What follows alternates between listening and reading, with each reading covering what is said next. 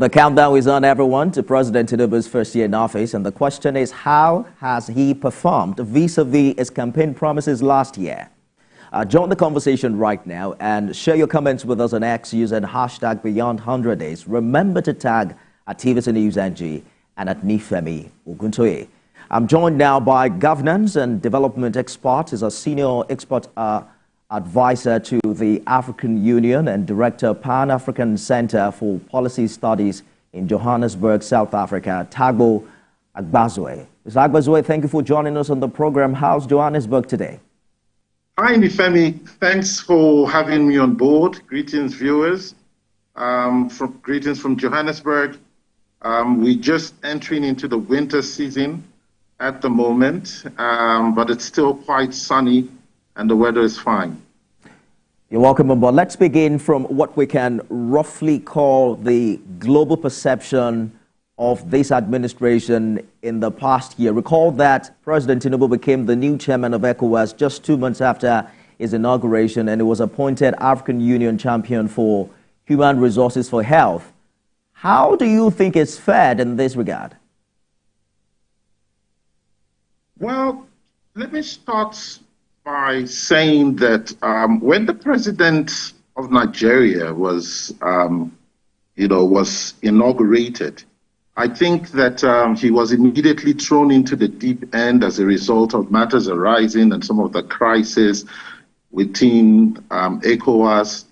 I think that some of his initial approach was a bit hasty by kind of like declaring or threatening aggression against Niger Republic. I think that was a bit hasty in the sense that perhaps there should have been more time for dialogue, for engagement, for consultation with the National Assembly and key stakeholders, and also, with a proper understanding of the capacity at his disposal in terms of enforcing that threat.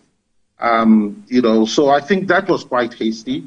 We can't cry over spilled milk, but I think one thing that was interesting is that the president realized that aggression wasn't going to work. The National Assembly didn't give the permission, and so he then resorted to more dialogue and providing an olive branch to those junta governments, and I believe also influencing some of the the removal of some of the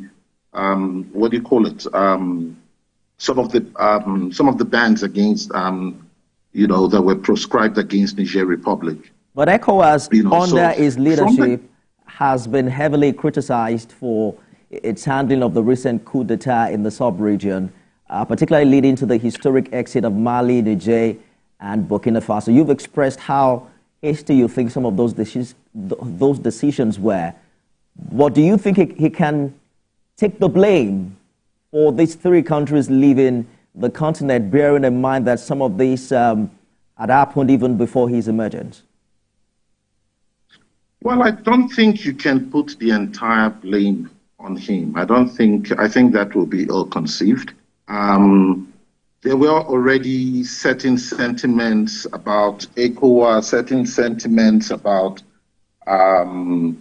what you call the colonial masters and their role in the development or lack thereof in those jurisdictions. I think that, however, the approach that was taken kind of incensed, those juntas more, and they felt like, we don't want to do as you say, we want to do as you do. And remember that some of the initial controversies around the election, around some of the qualifications of the president of Nigeria and the like, did not create that sort of confidence in the international community. But it's great that some of those controversies have now been dispersed with, and now it's down to the business of governance. I'm sure you've also heard of accusations of operating under Western influence, particularly for stakeholders from the affected Western countries. But we'll talk about that subsequently. Back at home, the issue of fuel subsidy removal continues to shape the perception and reception of its policy reforms, especially when you consider its impact on, the purchasing power of the people. There are conversations around whether or not government intervention in this regard was timely and efficient enough, and how much impact the subsidy earnings are also having on the economy. What's your take on this? Nifemi, to be honest with you, the subsidy issue has always been a controversial one. Number one, there was a lot of secrecy. It wasn't a very transparent process. There has been issues around mismanagement, corruption. And if you have traveled widely within the sub-region, you'll see that all the petrol that is sold in bottles across West Africa are coming from Nigeria, from across the Nigerian borders illicitly. So it meant invariably that we were subsidizing the entire sub-region, which I believe was not the intention.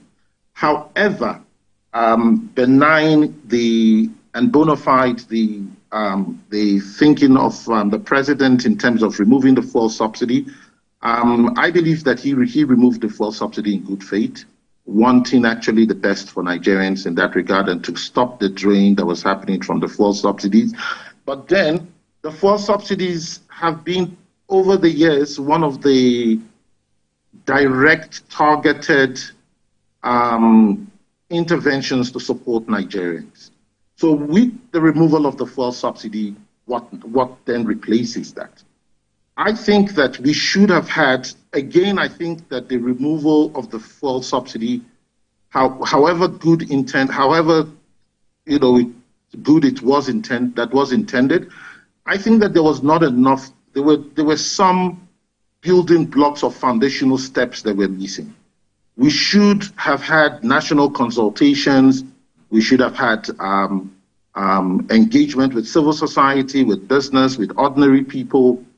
We should have had engagement with different institutions that form the value chain of governance in Nigeria to discuss what do we do when we take out this, when we remove the subsidies. What policy directives are we going to have to make sure that the value goes back to the ordinary Nigerian? So, for instance, I would have wanted to see, for instance, for instance, let me give you an instance. If you look at our infrastructure funding for this year, 2024, about 1.32 trillion naira was earmarked for infrastructural development, and this falls short of the World Bank's suggestion of a 70% infrastructure to GDP benchmark. Currently, we're sitting at around 30%. I would have expected that the funds that were freed up from the fuel subsidy should have supported this equation around infrastructure to GDP benchmark. Right. I think that it would have been great, and this is what ordinary Nigerians may perhaps be wanting to hear. We've taken out the fuel subsidy, but guess what? We're going to provide uninterrupted electricity at a discount rate. We're going to do all the roads in Nigeria. We're going to put money into the health sector and into education. If we're taking out the fuel subsidy, and we have all these other direct benefits that are earmarked for the country, I think it will give the people more confidence, to be honest with you, especially more confidence to be patient, to wait for reforms and the effect of policy interventions to start bearing fruit. The argument of this government was that the subsidy was already removed even before its inauguration, and that it wasn't captured in the 2024 appropriation bill, which is now law, and that it was just following up with that. But I hear you clearly. The presidency is also making some promises in this regard, asking Nigerians to be a bit more patient. The fallout of the subsidy removal, we are also seeing how much impact it's having on the ongoing tripartite committee conversation as to revising the minimum wage. Organized labor, as you are aware, walked out of a meeting with the federal government and organized private sector earlier this week over the proposed minimum wage figures. While Labour is asking for 615,000 naira, federal government has promised 48,000, just 48,000 naira. How significant is this debate on President Tinubu's first-year anniversary? And do you think increasing salary necessarily will bring the desired relief? To a certain extent, increasing salaries will provide the desired relief, but might also then sway inflation rates up, inflation trends upwards. I think, to be honest with you, a lot of things have to happen at the same time. That's the thing. Nigeria is at a critical point where a lot of interventions need to work at the same time. We need to see it's not just about increasing salaries. We need to see an improved business climate in the country. We need to deal with issues around corruption and mismanagement. We need to strengthen our institutions. Our institutions require strengthening, both at the federal and the state levels. Strengthening in terms of ensuring that they have, first and foremost, they're properly constituted with quality appointees. They have, and that they're given the necessary independence. And I think that's where one of the challenges that we have. We have a situation where there's a lot of entrenchment rather than ensuring that we have the best people in these institutions. Remember that right now we're competing. The world is in a competition. We're competing with your Mexico, we're competing with South Africa, we're competing with Indonesia, Vietnam, even China in certain regards. And we need to ensure that we have our best people from around the country, in the proper portfolios, and that they're given the right independence, and they can work objectively with skill and care. You know what? And I think that... Yes, Mr. Agbazue. I just wanted to butt in. You know what? In the first month of this administration, we had Mr. President say that we're able to save like ₦1 trillion as a result of removal of fuel subsidy. And the conversation has been, talk to your state governors. They're getting more money now. What are they doing with it? What about perceptions on public finance management and anti-corruption measures? I'm sure you're following renewed efforts by anti-corruption agencies like the FCC in recent days. Has anything really changed? In the last 2 to 5 years, who has gone to jail as a result of EFCC's intervention? Can you name 10 prominent people who have gone to jail as a result of EFCC's intervention? A cross-dresser just got jailed a few weeks ago for spraying Naira. But is that the primary function of the EFCC? You know, is that the primary function of the EFCC? Because to be honest with you, we need to have confidence in our institutions. We need to have confidence in our rhetoric. We have to talk the talk, but we also have to walk the walk and also walk the talk. The reality is that,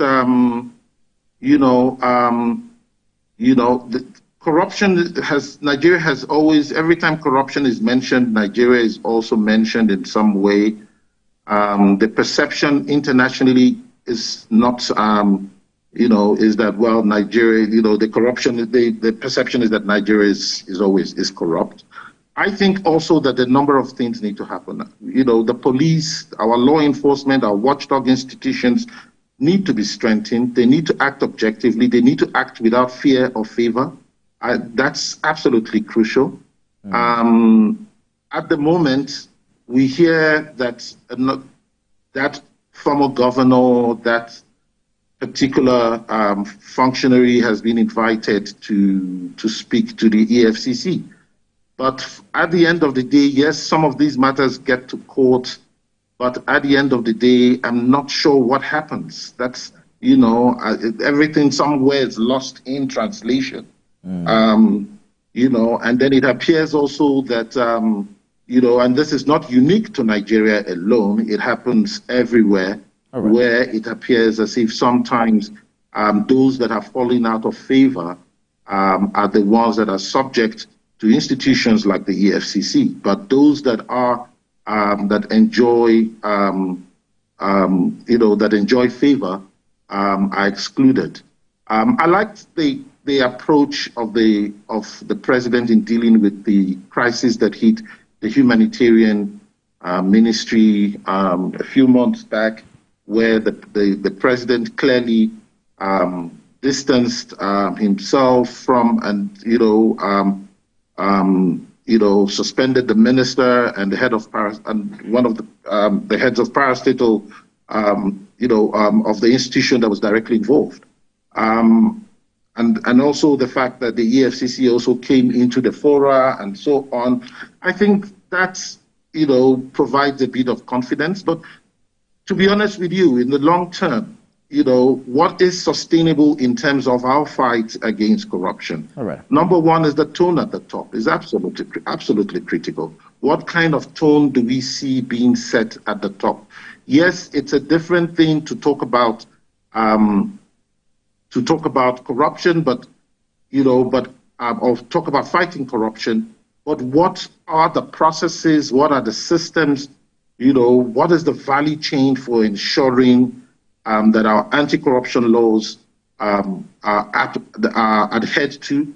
We're still seeing big banks moving money without involving politically exposed persons, without the necessary anti-money laundering protocols being adhered to. We're seeing ministers moving money casually from government treasury to their personal accounts and the like. We need to strengthen our institutions. During the Obasanjo administration, a number of institutions were set up, like your Bureau for Public Procurement and the like, to ensure that that we minimize fruitless and wasteful expenditure and mismanagement of public funds.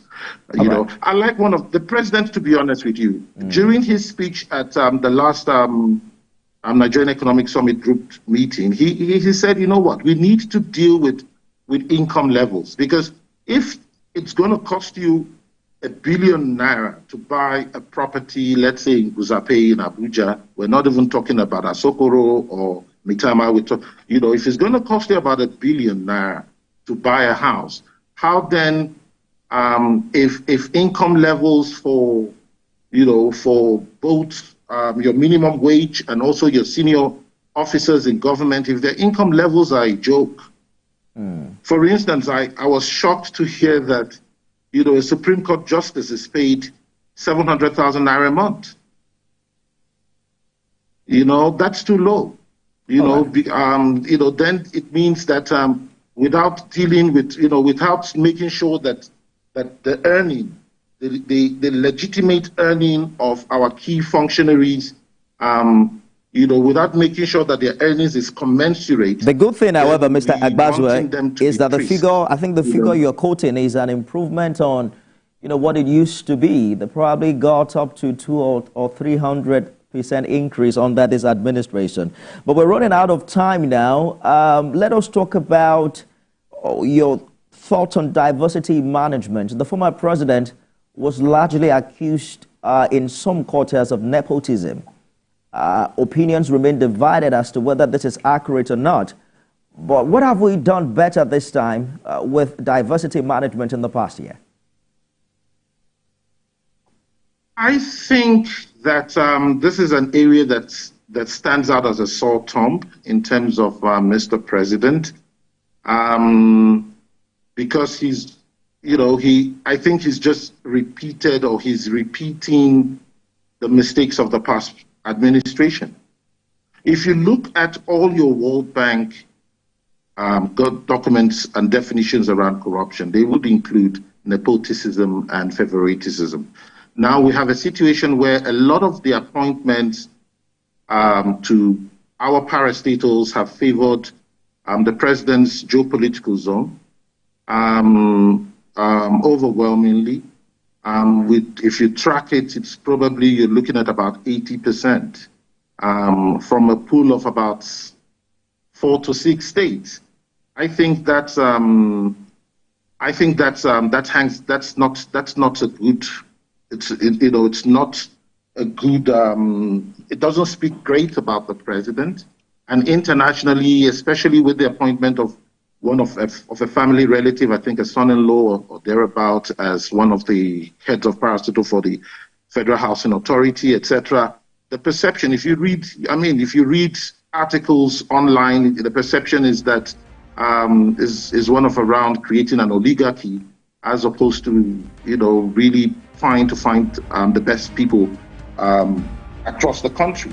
And this itself, the thing is that according to the King report, an entity, a government, a company, selection of its team or its officers should reflect the demography of their operating environment. I think that's absolutely important. Mr. Agbazue, both in terms of risk management, yes, and opportunity creation. We have completely, because I think the challenge... We have completely run out of time. We'll probably continue this conversation subsequently and also get some balance to the huge allegations you have made in the final minutes of your submission. But I must say a big thank you, governance and development expert, senior expert advisor to the African Union and director of Pan-African Center for Policy Studies in Johannesburg, Tagbo Agbazue. Thank you for joining us on the program this evening. Thank you, Nifemi.